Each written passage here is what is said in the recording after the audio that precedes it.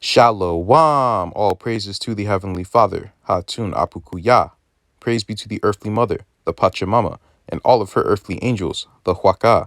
Praise be to the Holy Spirit, the Kahe, in the name of Hamashiach. Ma to the Lamb, unification to the nation. So, guys, we're continuing our discussion. Now, yesterday we left off talking about the story of or the book of Owaspe and the different connections you can make to the different races of Lord of the Rings. Now, we are continuing our discussion and we're going to actually touch on the dwarves. Now, in the thumbnail, I mentioned that the dwarves are the so-called Ish people. And it's very true. And even here, people have noted that there are similarities between the dwarves and the Jewish people. And in a line that we're going to go over later on today when I live stream the movie, hopefully it doesn't get blocked, but if it does, then I'll just try to upload a regular video. But let's hope that it doesn't get blocked. But one of the lines that one of the elves says is, the dwarves, no, they care nothing about anyone but their money, and they stay within themselves in their mountains. And with the image of the dwarves, let's go over. Let's show you some dwarves.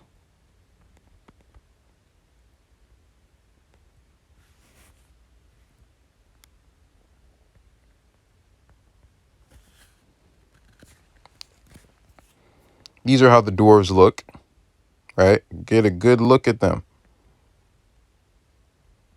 All right. Now let's see some Jewish people. I don't know why they're showing Trump. Oh, that's a great one right there. Yes, sir. They also have the same locks. Yo, I'm telling you, bro. This dude knew what he was doing, man. Look, they got the same locks. The same locks on the side, bro. Like, I'm telling you, bro, they even look the same. That's crazy. Now, the dwarves, they work as blacksmiths and stuff like that. Now, the ancient Israelites, some of them actually were blacksmiths, particularly at Cornwall, right? That's a place where the quote-unquote Jews were, right? But then again, the term Jew, after a certain amount of time, it turned into a quote-unquote religion, like how it is right now, because the Edomites invaded Judea. And then they pretty much forced the southern kingdom to stop calling themselves by their tribal names and just call themselves Jews. So we can all be Jews, right? And if you dare call me an Edomite, we're going to put you to death. So we should also note that there maybe those Cornwall people weren't Israelite Jews. I don't know. I have no idea, honestly. Because even when you look into what they said, how the Jews of England looked like, they didn't look like the Sephardic Jews. The Sephardic Jews were dark, but the Jews in England, they claimed that they were white or pale or whatever. I don't know. I'm just saying what some of the accounts that I've seen. Anyway, one of the other names for the dwarves is the Khazad. And that kind of sounds like Khazar, but I don't know. Right? They also have the names of the stunted people and masters of stone. Now, what's really interesting is their origin story, because you have this other dynamic of another race of people who are unfavored and who have to live underground in the shadow of the favored peoples. In that movie Us, that's another dynamic of you have two sets of people. One is favored, one aren't. One gets to live above, and one has to live below. Right? So the dwarves were made by Eyul, whom they themselves called Mahal, meaning maker. Eyul was unwilling to await the coming of the children of Ilui Vitar. And the children of Ilui Vitar are both the humans and the elves, or what is known as the Cro-Magnons and the Homo sapiens. We went over who the Cro-Magnons are. For he was impatient and desired to have someone to teach his lore and crafts. Therefore he made the first 7 fathers of the dwarves in secret, in a hall under the mountains of Middle-earth. Now, another thing that I found interesting, when you look into the Book of Remembrance, is that the Sea Lion of Cain, they also dwelt in mountains. They were like large and hairy and dirty. Like that's how they were. So I don't know if that's running a parallel to the Sea Lion of Cain, or it's talking about some sort of created beings that we keep hearing about. Is Ayul actually Yakub? All these thoughts rushed into my head, man, because it's really, really interesting. And they called him Mahal. Sounds like Mahan, but I don't know. It was, however, not within Ayul's power to create life. After being reprimanded by Iluvatar for creating them and realizing his error, Ayul prepared to destroy his creations, but Ever intervened, adopting the dwarves as his own children, so that when Ayul picked up his great hammer to smite the 7 fathers and destroy his presumptuous creations, they cowered in fear and begged for mercy. So, after it was like he was reprimanded by the creator, hey, you weren't supposed to do that. Now he's about to destroy them, but then, you know, Eru or whoever he is, I'm not really sure. I haven't looked into the lore like that. But I might in later parts, who knows. But he saved them and he adopted them. Iluvatar willed that the dwarves would not emerge before the firstborn or the elves. So he decreed that that the 7 fathers should sleep underground and come forth after the firstborn had awakened. So the true firstborns are the dwarves, but they were the faulty creations. And then you had the secondborn, who were the favored ones. It's interesting, bro, that this story keeps playing out. That the firstborn is the unfavored, the true firstborn is the unfavored, and the secondborn, who's supposed to be the real firstborn, is the favored one. That type of dynamic, man. Very interesting. Now, we're going to touch on the elves, right? And I also find it interesting that the elves and the dwarves don't really get along. I wonder why. They're salty about some sort of birthright or something. One is short, dirty, and smelly, and the other are tall, graceful, right? Handsome. You know what I mean? Elves are also called people of the stars. Star seeds, elder children of Iluvatar. Even their name, bro, even their name is a play on the fact that they are the children of the Most High. Like they are like a step below, right? They're like pretty much kind of like gods on earth with no blasphemy, lowercase g, right? Even in their name, Elv.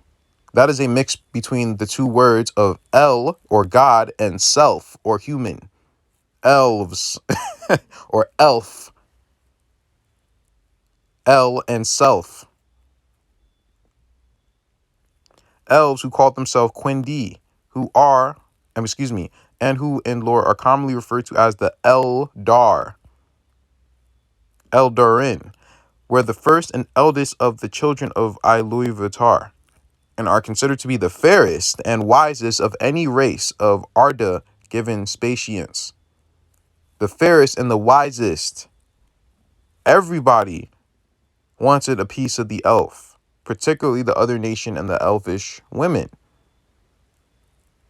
That's why when the invaders came over here, they were ranting and raving about how beautiful the squaw were, right? And how they pretty much, did some of the worst atrocities known to man because they finally got a chance at the elves. Some, known afterwards as the Kalaquindi, or the elves of the light, interesting, were brought by Valar from Middle-earth to Valinor across the sea. where they were taught by Ainur. But after the Silmarils were stolen by Melkor, some of the elves returned to Middle-earth, where they remained until the end of the Third Age. Now check this out. Elves were not subject to age and were immune to illness. Hold on, bro. This is another clue. You know, when, again, another account of them coming over here, they were finding people who were 50, 60 years old and looked like they were 20, 30 years old. Right? They have that phrase, black don't crack, right? Now, of course, that is not necessarily all quote unquote black people, but I'm just using that as an example. Particularly the Indian black people. They look young all the time. Check out that person on YouTube, Phoenix Moon. She still looks pretty damn young, and she's in her 40s or something. You know? Even my mother, she still looks relatively young. And she's in her late 50s. So, man. And this is us in our fallen state. In our fallen state, we still look like this, right? In our fallen state. They actually said a pure-blooded Indian didn't even get gray hair until they were like 70 something. So they were not subject to age and they were immune to all illness, meaning we had all of the knowledge to cure ourselves of any disease. We lived at one with the earth, with Pachamama and the Waka. You know what I mean, bro? We were the masters of the heavens and the earth, the intermediaries, a great people, it's insanely a great people. When you see the elves, that's just some of it, what you're seeing. But that's a good depiction, right? They could be killed only in violence or by extreme despair. And there's also a third one. They lose their immortality when they intermarry with other races. That's also how they lose their immortality. Crazy, huh? Now, let me show you something. This was a map from the 1500s when they first were discovering South America and the Caribbean, as well as Florida. Now, you can see that that's Africa, that's Europe on the right, and on the left, there's that piece of America, right? Okay. This is a map of the Lord of the Rings. And Middle Earth is up there, right? That's supposed to be Western Europe. And as you can see, the continent that's below, that's obviously Africa, isn't it? Even the rivers look pretty similar, right? Because this is a story that's being told here. That's Africa. That's Europe. So to the left must be the Americas. Now the elves, they come from, or the elves are really the Hebrews. But as you can see, the elves of the light, they were allowed to go to the Plane of Valinor. Now, in some places, I've read that the Plane of Valinor was where they came from. So there's conflicting accounts, right? But where's the Plane of Valinor? The Plane of Valinor. The Plane of Valinor is right there, across the sea, across the Great Sea, across the Atlantic Ocean, from West Europe. The Plane of Valinor. The elves are from the Plane of Valinor. Let's read a little bit more about the Plane of Valinor or Valinor. Valinor, or in the Elvish language of Kenya, land of the Valor, or the Blessed Realms. The reason why I'm laughing is because that's what almost all of the conquistadors said, that these were the lands of the blessed. Particularly South America, they were like, yeah, these are the lands of the blessed people. The Greeks, they would say that you were blessed based on the type of land you were on. These are the true holy lands. the lands of the blessed, the lands of the children of Israel. Truly, the home of the immortal Valar on the continent of Aman, far to the west of Middle Earth. He used the name Aman mainly to mean Valinor. It included Eldamar, the land of the Elves, who as immortals were permitted to live in Valinor. So, as we're going to read, only immortals, quote unquote, were permitted to live in Valinor. The Aman was known somewhat misleadingly as the Undying Lands, but the land itself does not cause mortals to live forever. Hold on. I know where they got that from, and I'm going to show you. Let me pull it up.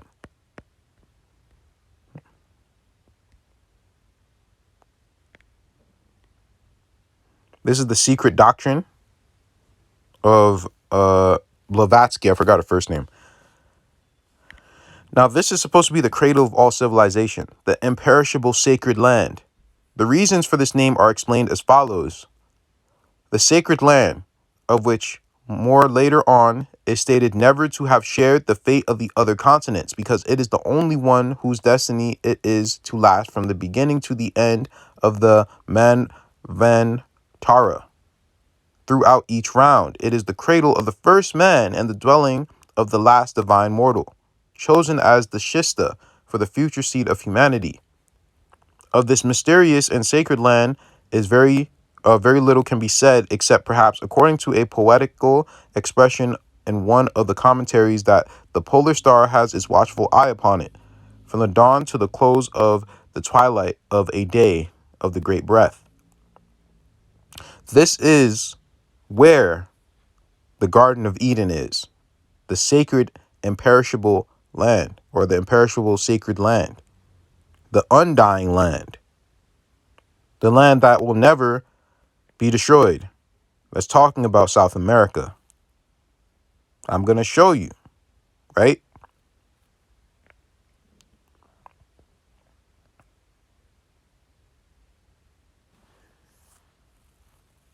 However, only immortal beings were generally allowed to reside there. Exceptions were made for the surviving bearers of the One Ring, Bilbo, Frodo Baggins, and Sam Gamgee, who dwelt there for a time.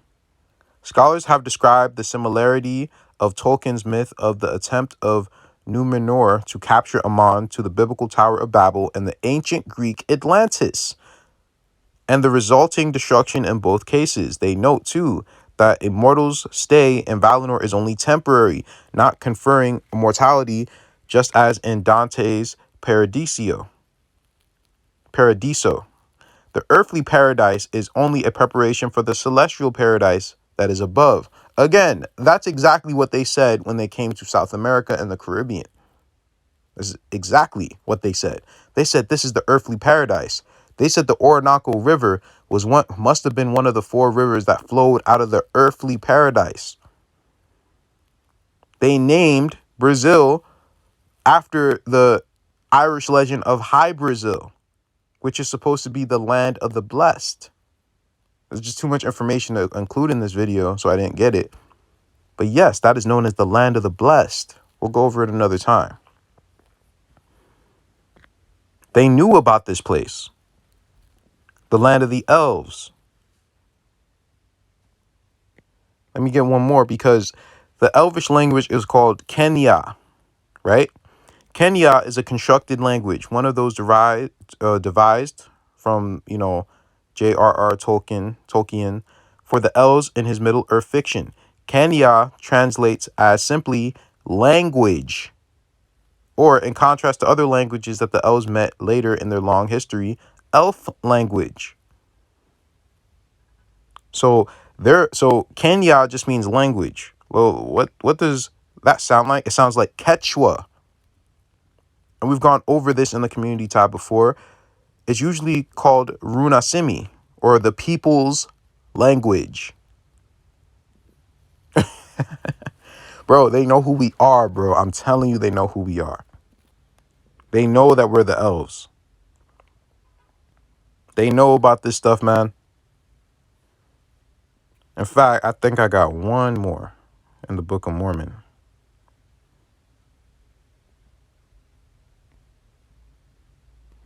Yeah, this is Ether chapter 13, verse 10 and 11. And then cometh the New Jerusalem, or the one in North America, and are blessed, and blessed are they who dwell therein, for it is they whose garments are white through the blood of the Lamb, and they are they who are numbered among the remnant of the seed of Joseph, who are the house of Israel. Then also cometh the Jerusalem of old, and the inhabitants thereof. Blessed are they, for they have been washed in the blood of the Lamb. They are they who were scattered and gathered in from the four quarters of the earth, from the north countries, and are partakers of the fulfilling of the covenant which God made with their father Abraham. That's in South America, right? So the New Jerusalem is going to be for Joseph, right? And if it's correct, and if this is true about, Gentiles can get grafted into the house of Ephraim, okay, that's for them, right? And I wish them all the best. That New Jerusalem is going to be the one in North America. The one in South America is the former Jerusalem, the one of old, the one that was covenanted to our father Abraham, as it's talking about, right? And of course, Canaan stretched all the way up into the west coast of North America. But anyway, that's what I wanted to show you guys. Uh, we're gonna keep going with this elf stuff, bro, because there's a lot of interesting connections that one can make. And look up High Brazil. That's HY-BRASIL. High Brazil. They call it the land or the island of the blessed. May peace be with you.